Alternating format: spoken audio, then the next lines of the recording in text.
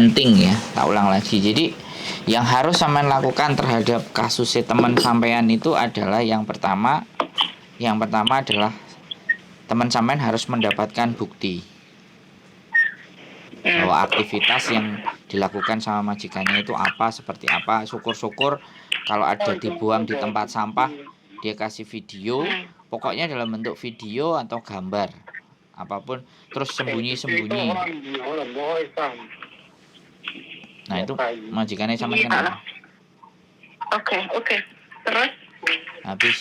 Habis dia bisa mendapatkan itu semua, dia harus lapor ke KJRI menceritakan di mana bahwa majikanku melakukan hal semacam ini dan aku takut gitu. Bisa jadi aku khawatir dengan hal-hal yang seperti ini. Yang kalau kita lapornya langsung ke polisi kan itu masalah, Mbak. Iya sih. Lapornya. Terus gini ya Mas, aku mau cerita, soalnya aku kan juga udah kenal, soalnya temennya bosku kan, dia terus? Itu majikan lumpuh juga, sama kayak bosku, nggak bisa apa-apa kan. Nah, kemarin kan habis makan bareng gitu, aku juga baru kenal sih sebenarnya, cuman saling tuker WA. Nah, terus aku itu masuk ke rumahnya sama majikanku. Tyson bis. Tanpa. Oke. Tapi. Tetap. Bentar. Oke. Hah? Bentar ya Mas. Enggak apa-apa.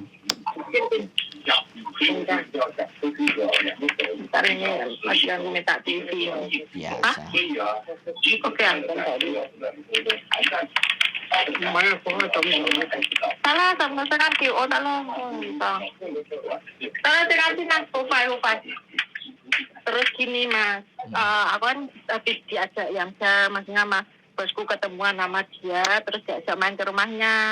Dulu aku udah kenal sih waktu dia masuk panti jompo kan sering ketemu sama bosku gitu, olahraganya kan bareng. Ya kadang dia kan sambil nunggu pembantunya datang. Kadang kalau itu aku juga bantuin nyumet rokoknya gitu loh. Ngerti nggak mas, 10 menit itu habis nyumet lagi, 10 menit habis nyumet lagi kayak gitu.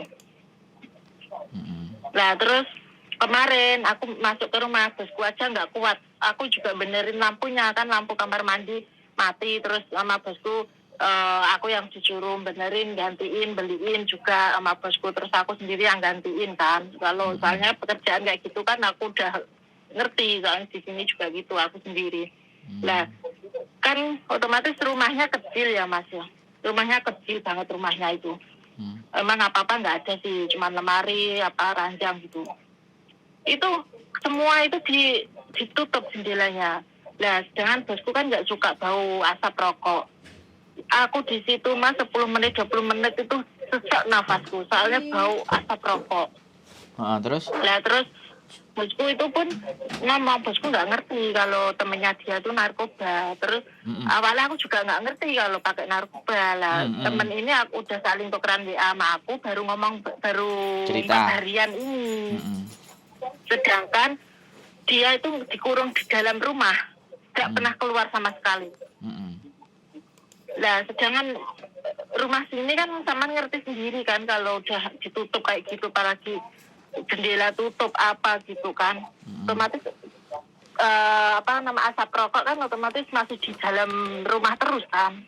Terus aku bilang gini, Dek, kan dia masih kecil umur 23 kalau nggak salah, tak panggil Dek, sampean apa nggak sesek? Ya sesek mbak. Awalnya nggak cerita kalau mas kami pakai narkoba. Terus aku kasihan kandungannya sampean loh Dek, aku bilang gitu, soalnya sampean kan belum nikah. Nanti bermasalah soalnya selalu menghirup asap rokok gitu. Terus aku tanya, majikannya cuma baik mbak. Ya syukurlah kalau baik lah. Baru 4 harian ini dia cerita, mbak sebenarnya majikanku pakai narkoba. Kalau udah pakai narkoba seminggu itu nggak tidur, aku pun juga nggak tidur, soalnya harus yang matain kan aku gitu. Lo sama kemarin kok nggak cerita sama aku bilang gitu mas.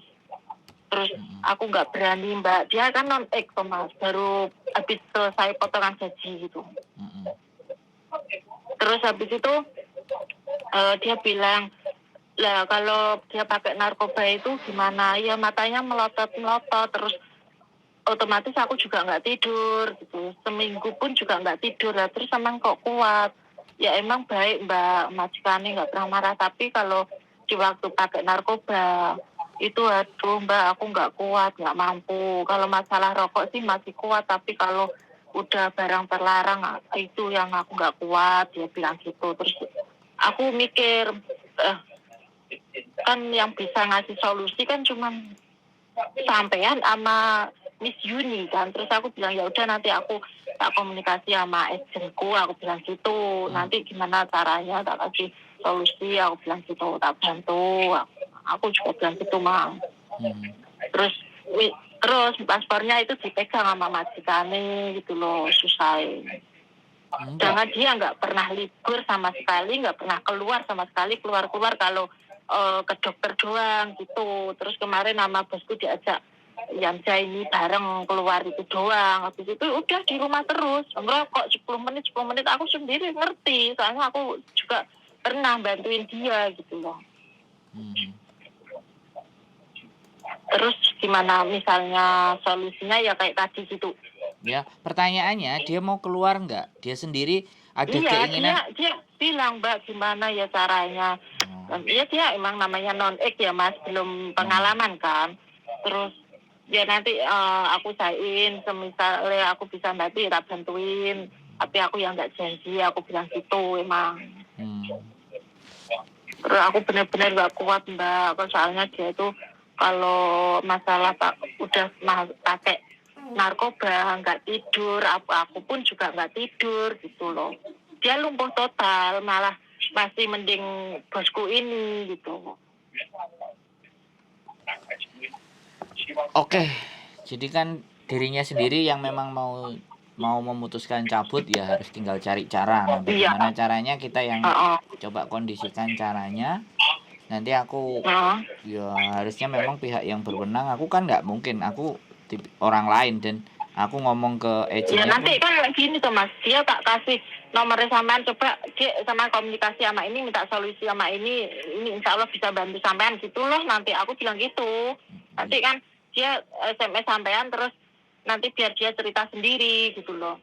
Iya, soalnya gini Mbak, cerita it's okay. Cuman yang dari ceritanya sampean aku udah cukup, udah bisa menelaah. Dia nanti ngomong sendiri juga bisa, kan aku record dan aku kasih ke KJRI, aku laporin bahwa fakta dan kenyataannya seperti ini. Terus kalian mau ngelindungi apa warganya kalian apa enggak gitu loh, kan kayak gitu kan. Terus bukti-buktinya kan harus dipasrahkan dan itu akan berdampak hal yang buruk terhadap dia di masa mendatang kan, karena sekali lagi kondisi yang sangat tidak sehat membuat dia juga akan karena tinggal di situ juga gitu. Dan menurut saya juga menurut saya iki agene iki yo aku juga nggak ngerti ya, kenapa justru mungkin Mas ya ini mungkin agennya juga nggak ngerti toh Mas, kalau masalah pakai narkoba kan nggak mungkin ngerti toh. Nah makanya kan kalau sudah kenyataannya kayak gini kan yang turun tangan sudah bukan saya lagi kan, jadi ini harus. Terus gini Mas, kan dia misalnya ini kan potongan gaji kan udah habis kan, udah nggak punya tanggungan sama PT sama agen. Nah ini ganti agen misalnya ikut sampean gitu bisa nggak dia? Kalau saya sih selalu berusaha untuk bisa ya Mbak. Jadi kalau di PT ku pasti nanti akan ditebus. Ya, paling tidak anak ini akan tergantung PT-nya dia di Indonesia itu ngunci nggak. Kalau PT Indonesia selesai potongan dia lepasin kunci ya enak. Nah makanya yang dia tahu adalah surat perjanjian di PT-nya dia. Dulu dia tanda tangani, dia baca nggak surat perjanjiannya. Atau mungkin data-data dan dokumennya dia kalau potongan udah selesai silahkan diambil oleh keluarganya lah, itu kan enak segera diambil kan Ya, gitu. coba aku tak tanya-tanya gitu. Ya makanya sampean dengerin saya ngomong, sampean dengerin saya ngomong biar sampean juga punya gambaran gitu loh untuk menjelaskan ke orang, karena ini bukan yang bersangkutan. Kalau bukan yang bersangkutan masalahnya kayak gini, jadi lempar sana sini cerita jadinya nggak dapet. Jadi saya menanyakan kalau memang ternyata dia bisa ngambil dokumen dan data-datanya di PT itu karena sudah selesai potongan, itu lebih baik dilakukan dulu. Setelah itu dilakukan baru nanti dia keluar, karena kalau data masih tertahan, ya kan susah gitu loh. Karena sekali lagi aku ndak ngerti rumus PT sama rumus KJRI itu dalam sistem kunci mengunci untuk potongan. Di situ loh yang masih absurd. Aku kalau ngomong absurd itu aku belum punya titik kejelasan dan aku nggak tahu siapa yang bisa ditanya tentang kejelasan hal ini karena semuanya kan serba tidak transparan gitu. Tapi kalau orang PT ku sudah ngasih tahu, kalau aku sudah potongan selesai, maka aku buka tuh kunci. Dia mau pindah-pindah silahkan. Tapi kalau PT lain nggak tahu, ada yang masih ditahan, ada yang masih ini karena nggak sampai finish gitu loh. Ya aku nggak ngerti tujuannya apa. Tapi aku dapat info A1 dari yang punya PT kayak gitu ceritanya. Jadi kalau memang sudah bisa diminta baru dia ngatur strategi, tapi dia harus kumpulkan bukti yang akurat, yang nyata, yang memang benar bahwa itu sesuatu yang memang tidak harus dilakukan dan itu melanggar hukum kan otomatis ya memang harus diselamatkan ya anak. Iya sih, aku juga kasihan Mas, anaknya masih Iya, Mbak. muda lah. Gini. Kita di Hong Kong melihat teman-teman dan segala sesuatu semuanya kasihan, tapi kan kita harus tahu posisinya, Mbak. Iya sih. Ini negaranya orang. Kalau negara kita diluruk bareng-bareng, gepui bareng-bareng, selesai. Lah iki negarane wong kan kudu melok hukume sini toh, Mbak.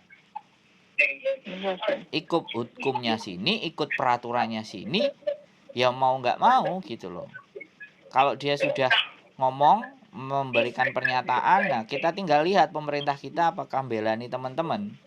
Apakah agennya nanti mengatur segala sesuatunya, karena sekali lagi dia pasti akan nuntut ke agen. Majikannya kalau anaknya cabut, loh kamu aku tuh udah bayar dia, udah tak bayar, gini-gini kok dia nggak mau gitu kan. Alasannya apa? Nah kayak gitu loh Mbak. Tapi sebenarnya memutuskan secara sepihak ya kan. Kalau dia punya bukti, dia mau cabut dan semuanya itu bisa juga kabur, buang sampah kayak atau apa gitu terus cabut keluar juga bisa. Makanya kenapa dia ditahan dokumennya? Karena ketakutan. Iya mungkin itu juga bisa. Iya, Mas. Makanya aku begitu Mbak. Soalnya aku bilang loh sebenarnya dokumen tuh nggak boleh itu ditahan loh deh. Iya aku dari awal udah dipegang Mbak. Gitu. Jadi kan memang sudah ada rencana jahat yang megang kan yang katanya sih kakaknya, tapi katanya bosku itu bukan kakaknya dulu, pacarnya gitu. Tapi kalau ngomong sama temanku ini kakaknya, aku juga kenal sama yang perempuan itu, tapi nggak tinggal serumah gitu loh. Oke, maksud saya gini, yang ngejeng itu kakaknya apa dia? Kalau yang kayak yang gaji sih katanya yang perempuan, tapi kalau biasanya itu pemerintah cuman yang gaji yang perempuan ya sama kayak bosku ini toh. Yang ngejeng, yang tanda tangan, yang cimeng kontraknya itu loh.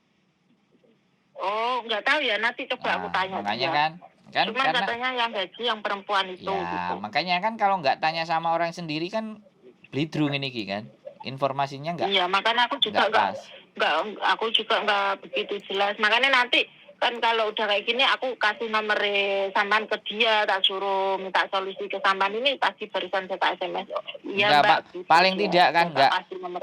Paling tidak supaya omongan saya juga nggak sia-sia sama sampean juga ngasih omongan ke dia. Makanya aku juga gitu Mas, aku kan cuman minta solusi kalau emang itu kan aku kasih nomor sampean ke dia, soalnya mungkin kan bisa SMS-an nama sampean langsung, tapi kalau telepon nggak ngerti ya, soalnya aku sendiri nggak pernah telepon, cuma SMS-an doang gitu loh Mas. Ini soalnya bisa nggak dia sama telepon dia itu bisa nggak gitu, nanti SMS ini udah aku kasih nomor sampean kok, udah tak kasih tahu ini apa coba SMS sama Mas ini aku gitu. Minta solusi dia gimana baiknya lah, aku bilang gitu tadi. Ini barusan juga tak SMS. Oke. Terus apa lagi? Mau ngomong apa lagi? Punya aku gimana Mas? Aku masih bulan 2. Ya kita atur. Pokoknya saya sampai tak kabari. Datanya udah tak masukin, tinggal majikannya aja nanti. Atau nanti ketemu apa sikung apa kondisinya. Sampean belum ada di telepon? Belum. Oke ya wes, nanti tak follow up lagi. Karena kemarin terus terang kalau Sabtu Minggu kan sampean tahu sendiri. Iya, soalnya kan libur. Nah, kalau hari biasa baru kita agak sedikit bergerak agak lebih bebas. Kalau yang Sabtu Minggu pasti kita ngasih merhatiin yang datang dulu kan, yang manusianya datang. Jadi kan kayak gitu. Oke ya, jadi ya makasih Mas yang udah clear ya. Ini Mas kalau bisa dibantu Mas, kasihan juga aku walaupun nggak kenal lama sih tapi kan kasihan gitu loh. Iya, kita tahu manusia Indonesia itu penuh kasihan, saking kasihannya kan akeh sing diapusi. Walaupun dulu aku nggak ada yang pernah bantuin. Loh, justru itu sampean hebat, nggak ada yang bantuin sampean tapi sampean bantu orang. Itu ya bener Mas, aku dari awal sampai dulu aku gaji underpay, nggak pernah libur, dikaplok sama majikan, nggak pernah ada yang bantuin aku. Oh, paling mari ki sampean oleh bojo anyar apa ketiban masak wakul ngono lho, Mbak, sing positif kan. Tak dongakno. Sampean pengin apa? Pengin bojo sing ganteng, gede, dhuwur terus sugih ngono apa piye kan? Apa engko moro-moro sampean digawa nang gone Afrika apa sampean digawa nang gone apa Finlandia apa Italia? Loh, kemarin lho ada yang telepon. Ada yang telepon dari Belanda. Utangnya akeh, bayari wong. Akhirnya gak percaya karo arek Indonesia, kakean ngapusi. Terus akhirnya dia kenal karo wong Londo, dirabi 2018 dia ke Belanda. Terus dia telepon lagi.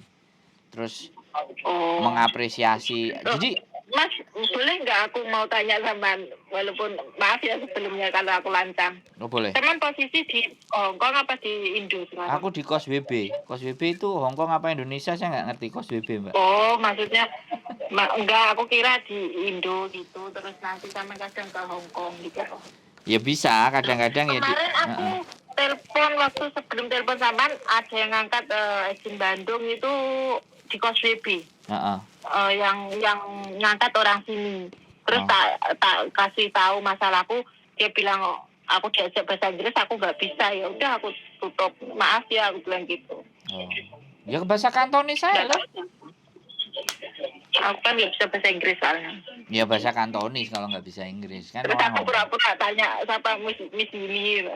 Terus Miss Yuni si Junwan, Junwan. Oke. Siap. Wes ada lagi yang mau diomongin? Ya. Oke, gitu aja ya. Ini nanti udah tak kasih nomor saman, siapa tahu temanku nanti SMS saman ya Mas ya. Passwordnya tadi ya, barang yang terlarang tadi lo ya, passwordnya ben aku. Iya ya, nanti sama jelasin sendiri lah nanti. Oke, siap. Takutnya nanti nggak percaya omonganku. Oh, yo percaya lah. Oke, makasih ya Mas.